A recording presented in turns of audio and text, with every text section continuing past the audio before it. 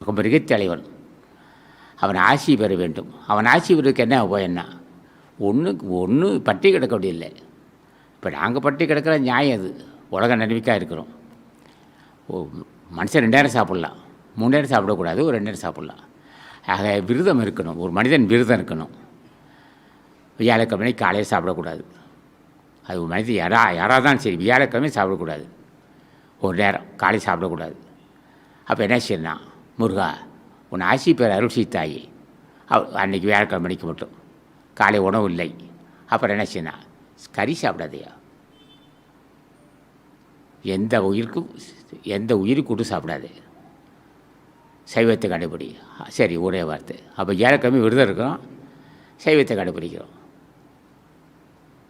அப்போ கறி சாப்பிட்றதில்லை. அப்புறம் என்ன விருதுனா, மாதவரத்துக்கு அன்னதானம் செய்யணும். அது உன் கையால் செய்யணும். அப்போ உன் கையால் செய்யும்போது புண்ணியம் நல்லா இருப்பான். அவன் மனசுக்கு பேச்சு கொடுக்கணும். ஆரம்பித்து விரும்புனார். அப்போ மனசுக்கு பயிற்சி கொடுக்கணும். பிறகு கைக்கு பயிற்சி கொடுக்கணும்.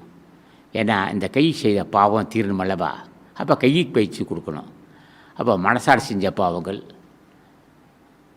குறையும். அப்போ நாம சொல்லிகிட்டே இருக்கோம், முருகா, சர்க்குநாதா, ராமலிங்க சாமிகள், மாணிக்க வாசகா, அருணிநாதா, திருமதேவா. எதுக்கே கூப்பிட்றேன்னா, மனசாட்சி செஞ்ச பாவம் தீரணும்னு.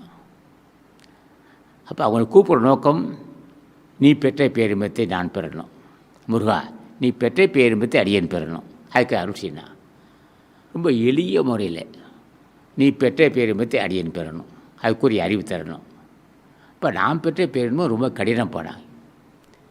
கடினம்தான் தெரியும், எங்களுக்கு தெரியும். ஆனால் மிக பெரிய கடினமானத்தை ரொம்ப எளிய முறையில் செய்யலாம். முருகா, நான் பாவிதான் தாயே, நீயே புண்ணியமா, இந்த பாவியின் கருணை கொண்டு என்னை பாரு என்று சொன்னால் அன்றே அவன் கடவுள் தன்மையா.